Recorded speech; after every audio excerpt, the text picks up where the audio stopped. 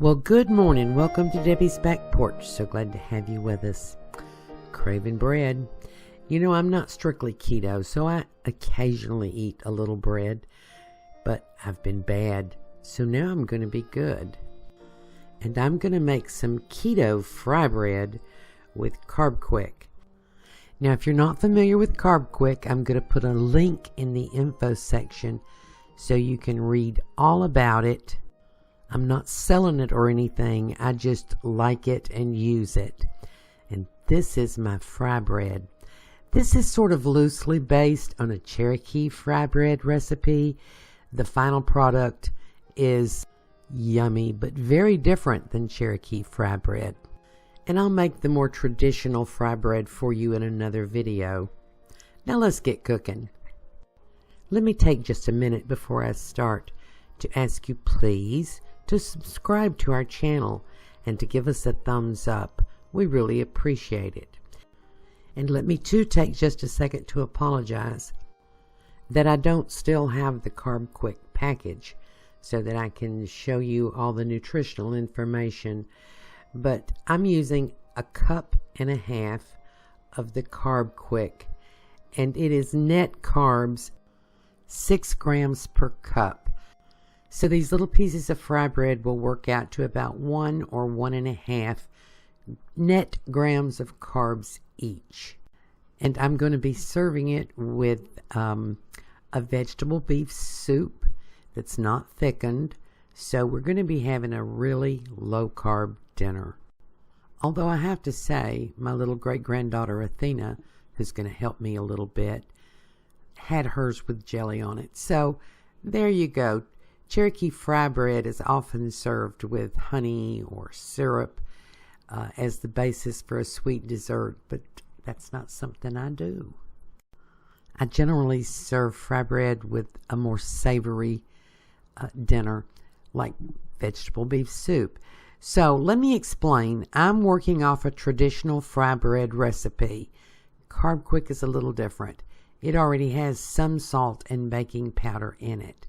So I'm going to adjust that down just a little bit. I've just added about 1/8 teaspoonful of salt, and I'm going to add 1 teaspoonful of baking powder.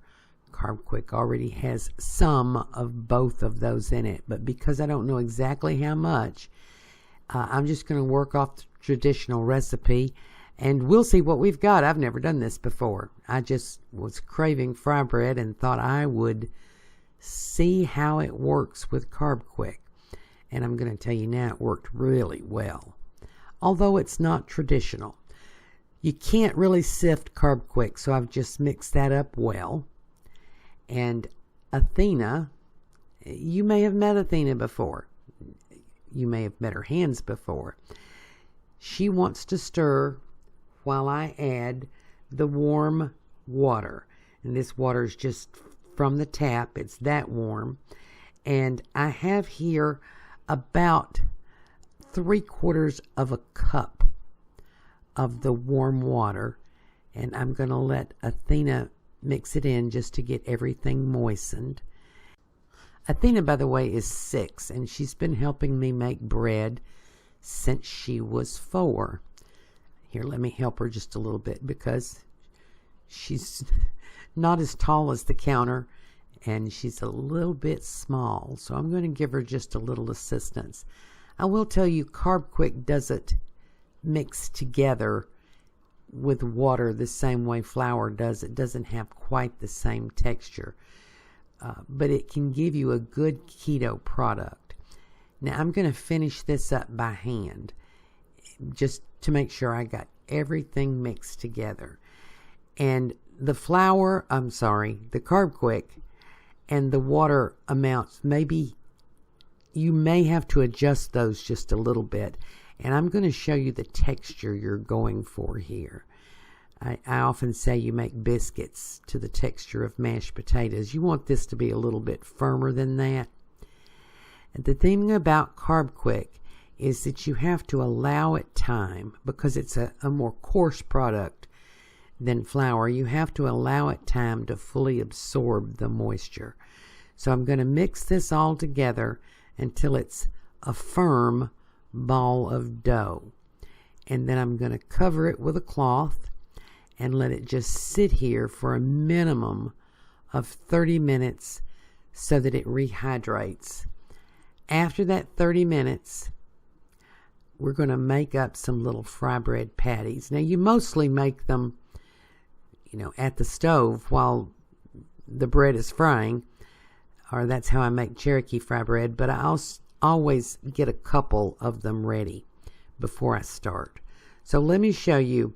I can't give you an exact measurement. That's one of my kitchen tablespoons, and I put a big heaping tablespoonful of the fry bread dough. And you want to mash this out, press this out until it's just about as thin as you can get it. With the CarbQuick, you won't be able to make it quite as thin as you would regular fry bread, more traditional fry bread. But we're going to pat it out. You could roll it out. To me, it's easier just to pat it out. And if you have a couple of holes in it, it's okay. You want to make sure that it's together enough that it doesn't come apart when you drop it in the oil. And a couple of holes helps it actually be a little bit lighter. Lets it fry all the way through. But not great big holes. So there's a thing you do with traditional fry bread where you make a hole in the center so that it'll puff up. But the CarbQuick is not going to puff up in the same way. So I'll make a couple of these and then I'll meet you at the stove. So while I was making those, I had, I don't know, I guess it's about 3/4 of an inch of oil in the pan. And let me be clear, this is actually not oil. This is lard, but you can use oil. And I've had it on medium heat, and I'm going to test it. So I dropped a little tiny bit in there.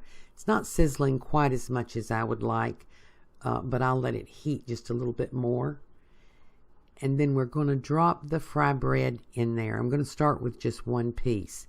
These are much smaller than you would normally make fry bread because the texture doesn't hold together quite the same as flour does. So I'm making smaller ones.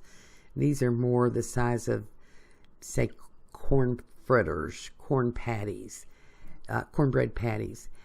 And it's not quite as hot as it needs to be, but it's very close. So the rules of frying, you put your food in and then you don't touch it until it lets go. If you're using a good cast iron skillet and the right heat, you see it doesn't stick.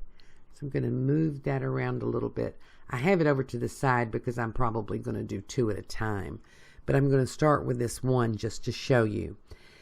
So, and I'm doing this in real time so you'll see about how long it takes because this is a pretty quick process once you start them frying. And this is the easiest bread in the world to make. And making it with CarbQuick so that it's very low in carbs is just a plus.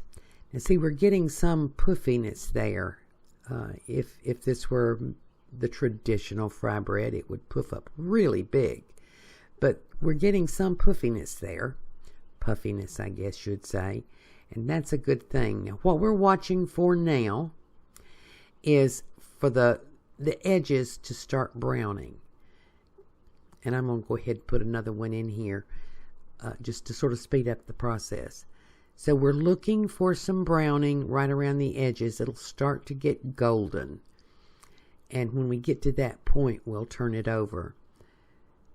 And it may take 2 to 3 minutes. It won't take much more than that. If you see that, we've got the golden on it now. And I'm using a fork just to prevent splash. So you'll see what we've got on the other side. It's not a solid golden brown because it puffed up. And not everything was down touching the bottom. So we'll let it cook on that side about the same amount of time. And I didn't time it, but you can see that it's pretty quick because I am doing this in real time. Now I'm serving this tonight with the beef soup that I mentioned. But I have to tell you, as I'm watching this cook, You see, I'm making the next one as those two cook. As I'm watching this cook, my mind is telling me, Egg McMuffin. I can just see this with an egg and a piece of either Canadian bacon or ham or bacon on top. And the next time I cook this, that's what I'm going to do. So I'll just let this brown on the other side just for a few seconds. And then it's going to be done. I have a plate with a paper towel over here to drain them on. And when I'm draining something like this, I always just go up and down a little bit to get more of the oil out of it. I know if you're eating keto, the fat is not so much an issue. It just tastes better if you get some of the oil out of it. So I'm going to flip that one. Nothing else to show you. It's the same for the next 6 that I make. So what I'm going to do is meet you at the table. So this is my soup. You can see about the only carbs I have in it are some carrots. There's a little bit of celery. And I have a piece of the fry bread on the side. My plan is to break this up into the soup like you would crackers, only this is much lighter and flakier and tender in the middle than crackers would be, and it's sort of going to soak up, see that texture? It's going to soak up some of the broth that's in the soup. And I'm going to get a little bite here. It's awfully hot, by the way. I mean, I think you can still see the steam coming off it. But I want to take a bite of it just to make sure it's as good as I think it's going to be. So I've got a little beef and a little broth and a little of the fry bread. And yes, it's as good as I thought it would be. You know, CarbQuick is not exactly flour, but it's mighty close in taste. And it's mighty close in how you use it. You just make a couple of adjustments. But in the spirit of full disclosure, I'm going to mention to you, CarbQuick has a lot of fiber. A lot of fiber. So allow for that when you're planning your menus with CarbQuicks. I hope you like this recipe. I hope you try it. And I hope to see you again tomorrow on Debbie's Back Porch.